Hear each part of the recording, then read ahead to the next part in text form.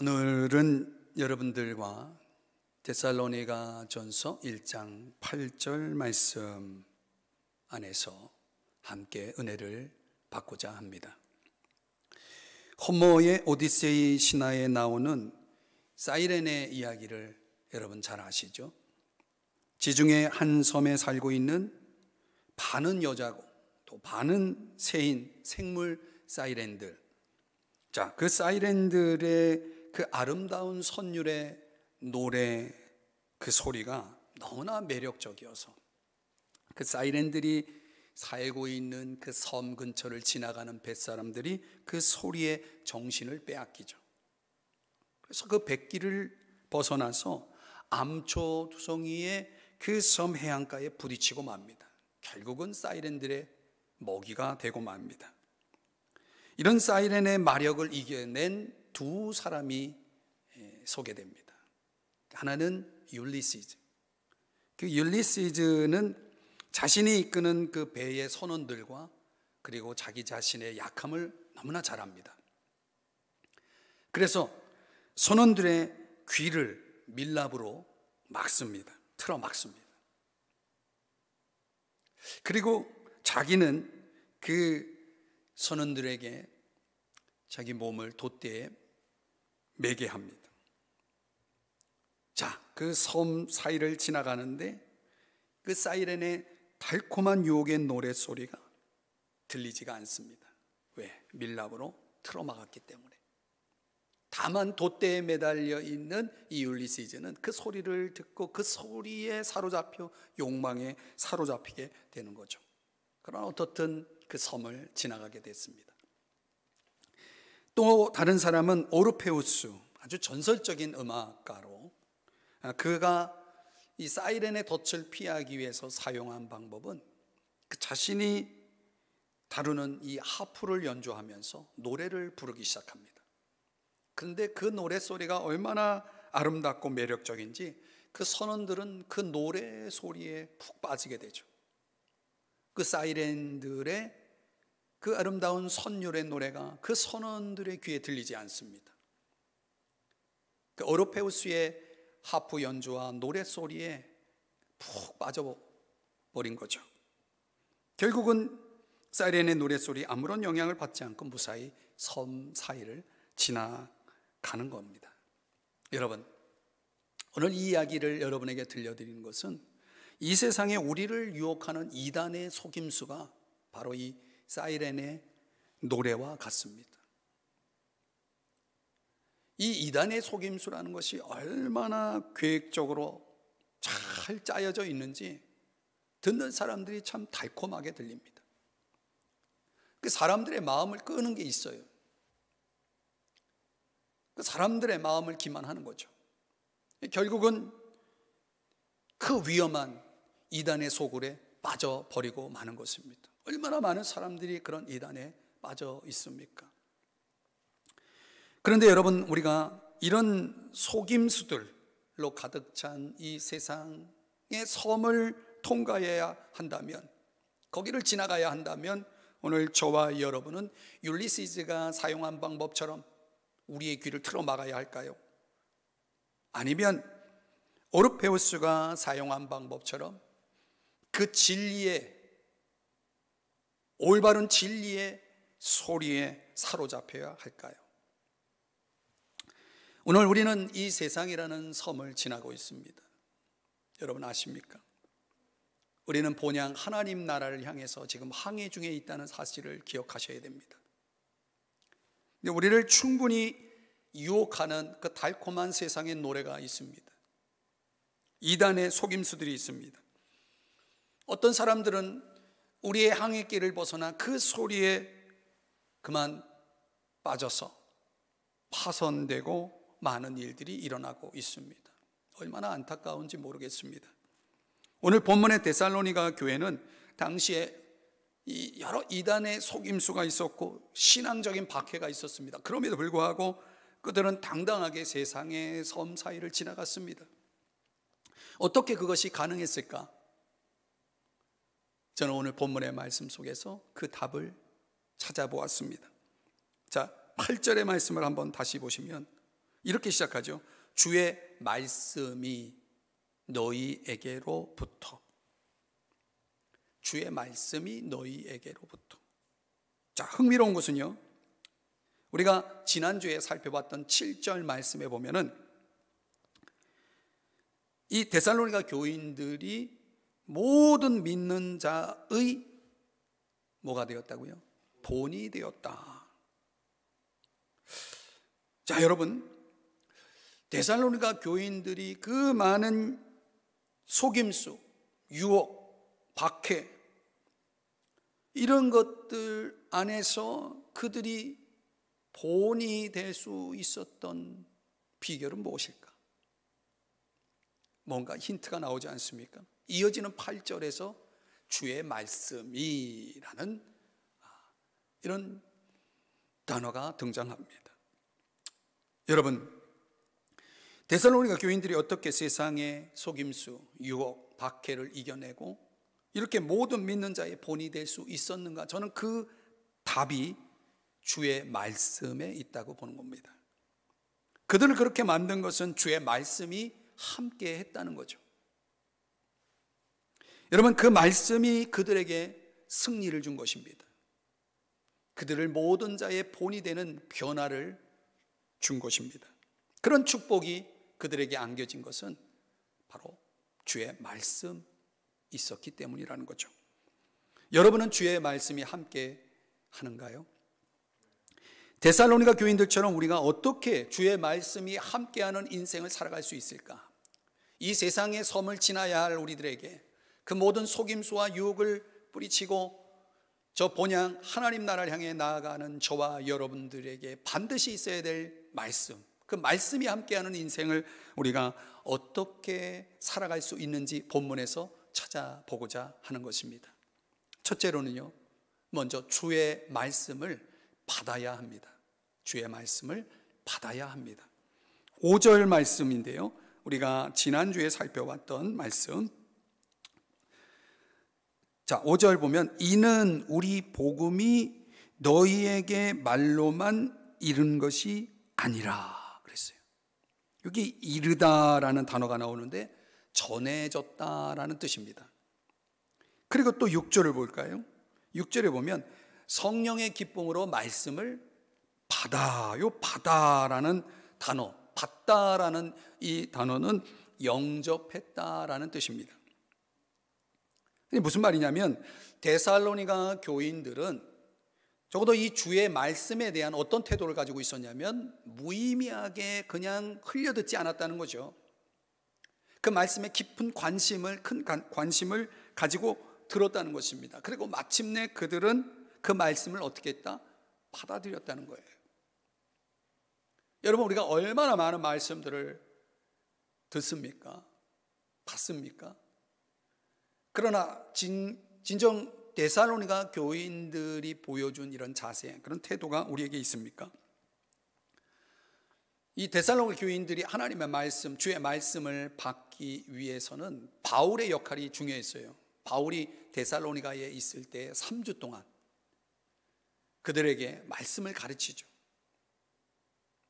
그리고 데살로니가 교인들은 그 말씀을 배울 때 어떻게 배웠는지 데살로니가 전서 2장 13절 말씀 한번 가보면요, 너희가 우리에게 들은 바 하나님의 말씀을 받을 때에 사람의 말로 받지 아니하고, 이게 중요해요. 사람의 말로 받지 아니하고 하나님의 말씀으로 받음이니, 하나님이 나에게 주시는 말씀으로 받았다는 거예요. 진실로 그러하도다 이 말씀이 또한 너희 믿는 자 가운데서 역사하느니라. 그러니까 무슨 말이냐면 말씀을 듣고 배우면서 그것을 사람의 말이 아닌 하나님의 말씀으로 뭐했다? 믿었다는 것입니다. 여러분, 하나님의 말씀으로 믿어야 됩니다. 그 믿음에서 역사가 일어나는 거예요. 하나님의 말씀으로 믿었고 그것이 진리라는 것을 확신했다는 거죠. 물론 그렇게 믿고 확신하도록 성령의 역사가 그들에게 함께 했다는 것을 알 수 있습니다. 여러분, 우리가 주의 말씀이 함께 하려면 오늘 이처럼 말씀을 듣고 어떻게 해야 돼요? 배워야 하는 것입니다. 더 나아가서 사도행전 17장 11절 말씀을 보시면은 베레아에 있는 사람들은 데살로니가에 있는 사람들보다 더 너그러워서 그 다음 간절한 마음으로 말씀을 받고, 간절한 마음이 있어야 된다는 거예요. 이것이 그러한가 하여 날마다 성경을 상고함으로 그 중에 믿는 사람이 많았다, 이렇게 말합니다.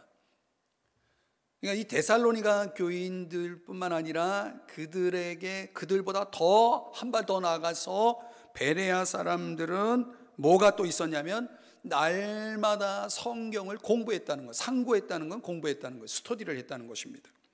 개인적으로.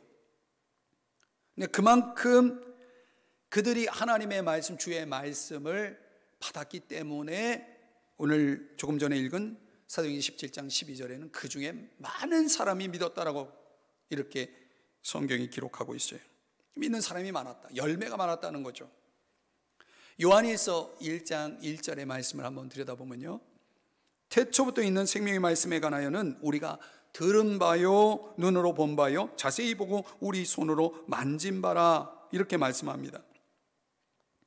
그러니까 우리가 어떻게 주의 말씀이 함께 하는가, 오늘 이 요한일서 1장 1절의 말씀대로라면 그 말씀을 들어야 됩니다. 그리고 봐야 합니다. 그리고 아주 자세히 봐야 합니다. 그리고 마침내 내 손으로 만져봐야 되는 거예요.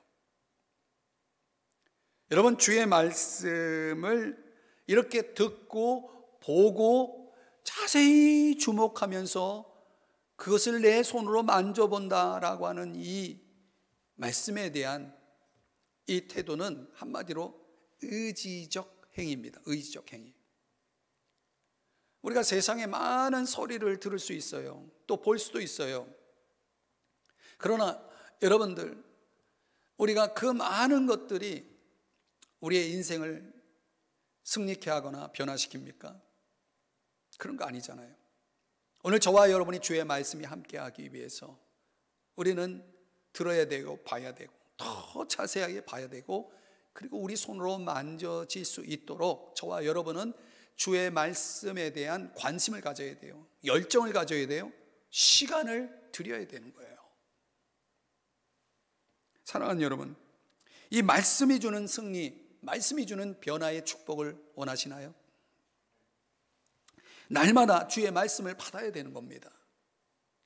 성경을 읽어야 되는 겁니다. 규칙적으로 성경을 위해서 여러분 시간을 내셔야 되는 겁니다. 우리가 이렇게 성경을 배우고 공부하는 시간을 낼 때 주의 말씀은 함께 하는 것입니다. 이단의 속임수, 이 세상의 유혹에 빠지는 사람들을 보세요. 그들에겐 언제나 하나님의 말씀, 이 주의 말씀에 대한 결핍이 문제라는 것입니다. 우리가 이런 얼마나 이단들이 많습니까? 그렇죠. 그 이단들이 여러분들을 속이고 유혹하기 위해서 여러분에게 접근했을 때 오늘 우리가 그들의 소리에 귀를 막을 수 있습니다. 근데 그것만으로는 안전하지 않습니다. 워낙 그들의 그 속임수라는 것은 얼마나 잘 기획되고 짜여진 정말 달콤한 그런 소리인지 많은 사람들이, 멀쩡한 사람들이 이렇게 빠져들어가는 겁니다. 이 귀를 막는 것 가지고는 효과적일 수 없습니다. 더 효과적인 방법을 제시하면 진짜 진리에 빠지는 것입니다. 내가 진짜를 알면은 어떤 소리에도 흔들리지 않는 것입니다. 바울은 디모데에게 이렇게 말합니다. 디모데전서 4장 13절 말씀에 보면은 내가 이를 때까지 읽는 것과 권하는 것, 이 권한다는 것은 설교를 얘기합니다. 가르치는 것에 전념하라. 에베소 교회를 목회하고 있던 디모데에게 바울이 세 가지를 강조합니다. 읽는 것, 권하는 것, 그리고 가르치는 것. 그리고 디모데전서 4장 16절 말씀에 보면은 내가 내 자신과 가르침을 살펴 이 일을 계속하라. 이 일, 앞에서 얘기한 일이에요. 이것을 행함으로 내 자신과 내게 듣는 자를 구원하리라. 이게 교회가 해야 할 가장 중요한 미션이 뭐냐면 이것이죠. 가르치는 일입니다. 또 동시에 가르침을 받고자 하는 성도들이 있어야 되는 것입니다. 이제 벌써 우리가 성서대학을 시작해야 하지만 지금 상황이 그것을 계속 연기할 수밖에 없는 상황입니다. 여러분들에게 말씀을 가르치고 싶어서 제가 얼마나 몸이 나는지 모르겠어요. 여러분, 주의 말씀을 가르치는 자나 또 듣고 배우는 자는 오늘 말씀대로 구원하리라 그랬어요. 속임수, 여러 가지 세상의 유혹으로부터 구원을 받는 것입니다. 그런 능력이 생겨요. 그런 분별이 생겨요. 그러니까 주의 말씀이 함께하는 사람들은 이처럼 주의 말씀을 날마다 받는 것입니다. 여러분 모두가 주의 말씀을 받기를 축복합니다. 두 번째로는 주의 말씀을 들려주어야 합니다. 들려주어야 합니다. 8절을 다시 보시면 주의 말씀이 너희에게로부터 마게도냐와 아가야에만 들릴 뿐 아니라 이렇게 말씀하죠. 여기 들리다라는 단어가 나오죠. 에크세케오라는 단어입니다. 여러분, 메아리라는 거 있잖아요. 메아리. 그 메아리를 의미하는 에코스라는 단어에서 유래한 이 에크세케오라는 이 단어는 울려 퍼지다라는 뜻입니다. 이거 마치 비유를 하면은 아주 우렁찬 나팔 소리 내지는 천둥 소리와 같은 겁니다. 바울이 이 단어를 사용하는 이유는 데살로니가 교인들이 마치 주의 말씀을 저 당시 헬라 언덕에 올라가서 그것을 막 큰 소리로 외친 거예요. 그는 산과 산의 그 골짜기에서 메아리 치는 그 소리들이, 울려 퍼지는 소리들이, 그 산에서 울려 퍼지는 그 소리, 메아리 치는 그 소리를 사람들이 막 듣는 겁니다. 천둥 소리처럼, 아주 우렁찬 나팔 소리처럼 그런 소리를 듣는 겁니다. 아주 요란하고 매우 큰 규모의 증거를 오늘 이 본문에서 바울이 이야기하는 거죠. 이제 바울의 가르침이 오늘 제가 하는 이런 대중설교, 사람들 앞에서 하는 그런 설교의 형태였다면 그의 설교나 가르침을 받은 데살로니가 교인들은 사람들이 많잖아요. 그 사람들이 다양한 전파자들이 되어서 바울의 메시지가 가지 않는 곳, 바울의 메시지가 닿지 않는 곳에 사람들에게 그 많은 데살로니가 교인들이 그들에게 그것을 메아리 치는 겁니다. 되울리는 것입니다. 바울의 메시지를 대신 전해주는 겁니다. 마치 우리 교인들 중에 제 설교를 이렇게 녹화한 유튜브 설교 영상을 아는 지인들에게 막 보내요. 그럼 제 설교를 들을 수 있는 사람, 제 메시지를 들을 수 있는 사람, 이 성경 말씀을 들을 수 있는 사람은 극히 제한되어 있지만 그런 사람들에 의해서 더 많은 사람들이 들을 수 있는 거죠. 이게 바울의 메시지가 이 많은 데살로니가 교인들에 의해서 더 많이 전파되어지고 있었던 것입니다. 여러분, 이렇게 주의 말씀이 함께 한다는 것은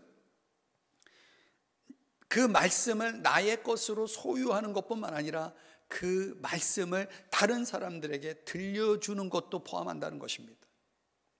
마태복음 28장 19절 말씀에 보면은 이런 말씀이죠. 너희는 가서 모든 민족을 제자로 삼아 아버지와 아들과 성령의 이름으로 세례를 베풀고 20절 내가 너희에게 분부한 모든 것을 가르쳐 지키게 하라. 볼지어다 내가 세상 끝날까지 너희와 항상 함께 있으리라. 여러분, 이 말씀은 소위 지상명령 아닙니까? 지상명령. 주님이 저 하늘에 승천하시기 전에 제자들에게 최후의 명령, 가장 위대한 명령으로 주신 말씀입니다. 이게 모든 그리스도인들에게 주어진 거죠. 여기 너희는 가서라고 주님이 명령하잖아요. 가야 되는 겁니다. 그리고 주님이 분부하신 모든 것을 가르쳐 지키게 하라고 명령하고 있는 것입니다. 그러니까 이게 우리가 할 일이에요. 가서 주님이 나에게 분부한 그 명령, 주의 말씀을 가르쳐서 지키게 하는 일, 그것이 오늘 저와 여러분에게 주어진 주님의 명령이라는 것을 아십니까? 로마서 1장 5절에 보면은 그의 이름을 위하여 모든 이방인 중에서 믿어 순종하게 하나니라고 말하고 있습니다. 그러니까 사람들을 어떻게 해요? 믿도록, 그래서 순종하도록 하는 일을 하라고 말하는 것입니다. 이 오스왈드 챔버스 목사가 이런 말을 합니다. 우리의 소명은 1차적으로 거룩한 사람들이 되는 것이 아니라 하나님의 복음의 선포자가 되는 것이다. 아주 중요한 말입니다. 하나님이 저와 여러분에게 원하시는 그 1차적 소명, 우리를 부르신 그 목적이 뭐냐면 저와 여러분이 거룩하게 되어지는 것, 중요하죠. 그러나 그것보다 더 앞서서 주의 말씀을 어떻게 해요? 선포하는 것, 하나님의 복음의 말씀을 선포하는 사람이 되는 것이라고 말하고 있습니다. 여러분에게 여러 차례 소개했지만 그 마더 테레사가 정의하는 그리스도인의 삶의 모습은 4가지로 설명하는데 그 중에 2가지가 그거죠. 하나는 첫째가 선교적 삶이고 두 번째가 묵상의 삶을 얘기합니다. 그 선교적 삶이라고 하는 것은 나를 보는 사람들, 나와 함께 살아가는 사람들이 하나님의 생명, 하나님이 주시는 구원, 그 생명이 무엇인지 알 수 있도록 도와주는 일을 선교적 삶이라고 얘기합니다. 그런 일을 우리가 해야 그게 그리스도인이에요. 그리고 묵상의 삶이라는 것은 한 가지만 생각하는 거죠. 다시 말하면 그리스도를 쳐다보고 그리스도께 집중하는 것입니다. 우리 인생이 그리스도에게 집중하지 못하게 하는 일들이 많죠. 오늘 저와 여러분에게 필요한 묵상의 삶을 위해서 우리가 힘써야 됩니다. 자, 그리스도인은 이처럼 다른 사람들이 예수 그리스도를 알고 믿고 그래서 그들이 하나님의 생명, 구원을 받을 수 있도록 돕는 일, 그것이 우리 그리스도인의 역할이다라고 한다면 사랑하는 여러분, 오늘 말씀이 주는 승리와 그 축복의 인생을 저와 여러분이 살아가기 위해서는 틀림없이 저와 여러분은 주의 말씀을 소유할 뿐만 아니라 그 말씀을 다른 사람들에게 나눠줄 수 있어야 돼, 들려줄 수 있어야 된다는 것입니다. 많은 사람들이 읽은 철로역정 이야기에 보면 그 크리스천이 나오죠. 크리스천이 순례를 시작할 때 전도자를 만나지 않습니까? 그래서 그 전도자가 저기로 가면 된다고 길을 안내합니다. 이 순례가 시작된 이유는 내가 어떻게 구원을 받을 수 있는가라고 하는 그런 고민에 빠지게 됩니다. 이 크리스천의 이 고민이 해결되기 위해서 그 고민을 돕는 역할을 이제 전도자가 하게 되는 거죠. 저기로 가보라고. 저기가 어디냐고. 보이지 않는다고. 좁은 문이 보이지 않냐고. 좁은 문이 보이지 않는다고. 그러면 저기 불빛은 보이냐고. 불빛이 보인다고. 그러면 저 불빛을 따라가면 좁은 문이 나올 것이고 좁은 문을 통과하면 십자가 언덕이 나올 거라고. 그럼 당신은 구원을 얻을 수 있다고. 이렇게 전도자가 안내를 합니다. 사랑하는 여러분, 그때 이 전도자가 말한 빛이, 저 빛이 보이냐고 하지 않았습니까? 그 빛이 철로역정의 저자인 존 버녀는 성경 2가지를 인용하면서 그 빛을 설명합니다. 하나는 시편 119편 105절인데요. 주의 말씀은 내 발의 등이요 내 길의 빛이다, 이렇게 말합니다. 그 빛이 말씀입니다. 또 베드로 후서 1장 19절에도 더 확실한 예언이 있어 어두운 데를 비추는 등불과 같으니, 주의 말씀을 빛으로 설명하고 있는 거죠. 이 두 개의 성경 구절을 통해서 존 버녀는 그 구원을 얻기 위해 크리스천이 가고자 했던 그 여정 속에 그가 봤던 그 빛은 다름 아닌 주의 말씀이라고 가르쳐 주고 있는 거죠. 지금 전도자가 한 일이 뭡니까?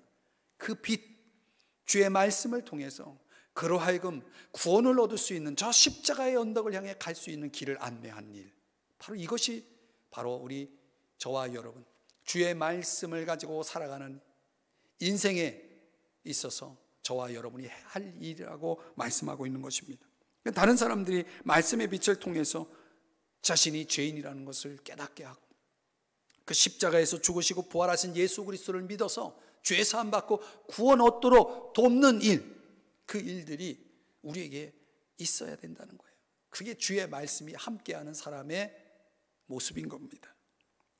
어쩌면 저는 교회가 그 교회로서 존재하는 목적인 이렇게 주의 말씀을 전하는 일을 너무나 소홀히 했기 때문에, 제대로 하지 못했기 때문에 지금 이렇게 많은 사람들이 어리석게도 이단에 빠져버리지 않았는가라는 생각이 듭니다.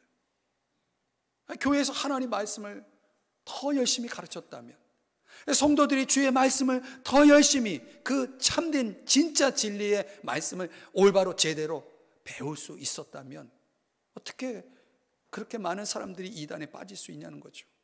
이단은 믿는 사람들을 공략하잖아요. 믿는 사람이 어떻게 이단에 빠질 수 있습니까? 그 올바른 믿음에 서 있지 못했다는 거 아닙니까? 사랑하는 여러분, 우리 시대는요 매스컴을 의식하는 세대입니다. 그 매스컴, 매스미디어가 대중의 마음에 어떤 영향을 끼치는지를 우리는 잘 압니다. 그렇죠? 저는 그런 차원에서 이 말씀을 들려주는 일에 우리가 이런 매스미디어를 이용할 필요가 있다고 봅니다. 우렁찬 나팔 소리처럼, 천둥 소리처럼 데살로니가 교인들이 그 시대에 그 지역에 있는 마게도냐와 아가야에 있는 사람들에게 주의 말씀을 들려주었듯이 오늘 우리는 지금의 이 매스미디어 시대를 활용해서 주의 말씀을 더 많은 사람들에게 더 널리, 더 우렁차게 전해줄 필요가 있다라고 하는 것이죠. 저는 그래서 이번에 이런 온라인 영상 예배의 이런 차원들이 교회가 지금 해야 할 어떤 방향과 방법들을 훈련시켜주고 있지 않는가라는 생각도 이 설교를 준비하면서 하게 되었습니다. 지금 유튜브라는 것이 얼마나 우리 사회에 영향을 줍니까? 신문이나 이런 TV의 매체도 그렇죠. 모든 현대의 전달 매체를 이용해서 세상에 있는 사람들, 이 사람들에게 주의 말씀으로, 주의 복음으로 흠뻑 젖게 만들 수 있지 않을까? 저는 그런 가능성을 생각해 봅니다. 그것을 활용하시라는 거죠. 여러분이 할 수 있는 자리에서 그것을 활용해 보시라는 거죠. 아까 예를 들었던 것처럼 하나님 말씀, 오늘 이런 설교 말씀, 복음의 말씀을 여러분 아는 지인들에게 보내주는 겁니다. 여러분이 가서 직접 전해주는 것은 어려울지 모르지만 이렇게 간접적으로 이런 것들을, 주의 말씀을 전달해 주는 역할은 할 수 있지 않습니까? 사람들이 죄에서 구원받을 수 있도록 예수 그리스도에게 그들을 인도하는 그 역할, 주의 말씀을 그들에게 들려주는 삶이 오늘 저와 여러분에게 있기를 주의 이름으로 축복합니다. 세 번째로, 거룩한 소문을 내야 합니다. 거룩한 소문을 내야 합니다. 8절을 다시 보시면 그 부분에 하나님을 향하는 너희 믿음의 소문이 각처에 퍼졌으므로 우리는 아무 말도 할 것이 없노라. 자, 여러분, 여기 보니까 데살로니가 교인들이 잘 조직화되고 훈련된 복음 전도를 했을까? 저는 그렇지 않았을 거라고 봐요. 우리처럼, 현대처럼 그렇게 잘 짜여진 복음 운동의 조직화는 아니었을 거라고 봅니다. 그럼에도 불구하고 그들이 오늘 본문에서 표현하고 있는 것처럼 각처에 퍼졌으므로, 도대체 이런 일들이 어떻게 일어났는가? 아주 더 강력한 방법이 사용되었다는 것을 알 수 있습니다. 돈 한 푼 들지 않는, 무료 광고와 같은 것, 그게 뭡니까? 그게 거룩한 소문입니다. 홀리 가십이죠. 여러분, 우리가 매스미디어를 통해서 할 수 있는 방법보다 더 강력한 방법은 사람들의 입을 통하는 방법입니다. 주의 말씀이 주는 그 엄청난 영향력에 사람들이 막 놀라는 거예요. 그래서 그들의 입으로 막 전달하는 것입니다. 예컨대 이 사람들이 이런 말을 터뜨리는 겁니다. 오늘 8절을 보시면 하나님을 향하는 너희의 믿음이라고 말하고 있거든요. 데살로니가 교회 성도들의 그 믿음이, 하나님을 향한 그 믿음, 그런 믿음이 어떤 믿음이었는지에 대해서는 우리가 다음 주에 살펴볼 9절 10절에서 소개하지만, 말하자면 이런 겁니다. 사람들끼리 이렇게 말하는 거예요. 아무에게 어떤 일이 일어났는지 들었어? 글쎄 그가 하나님 믿고 완전히 변화된 거 알아? 데살로니가 저 도시에 범상치 않은 일들이 일어나고 있대. 새로운 가치관을 가진 그런 믿음, 사랑, 소망에 가득 찬 새로운 무리들이 생기고 있대. 말하자면 이런 겁니다. 이런 거룩한 소문들이, 가십들이 지금 사람들의 입에서 입으로 막 전달되는 겁니다. 그것이 여러분, 바울이 고린도에 있을 때 누구를 만나냐면 브리스길라 아굴라를 만납니다. 그들은 원래 로마에 있던 사람이에요. 그 로마에 있던 그들이 고린도에 와가지고 바울에게 하는 말이 이 데살로니가 교회에 대한 소문을 알고 있었다는 거예요. 로마에 살았던 이 브리스길라 아굴라가. 그러니까 그만큼 이 데살로니가 교회의 믿음이라는 것이 그 거룩한 가십에 의해서, 소문에 의해서 로마에게까지 퍼져 있었다는 것을 오늘 성경이 이야기하는 것입니다. 이런 일이 일어나기 위해서는요, 단지 데살로니가 교회에 대해 사람들이 듣고 감동받는 것으로 끝나지 않았다고 봐요. 사람들은 내가 그것을 좀 확인해 봐야 되겠다 해가지고 직접 데살로니가 가서 그들의 신앙의 모습을, 그들의 믿음의 모습을 관찰했을 것 같아요.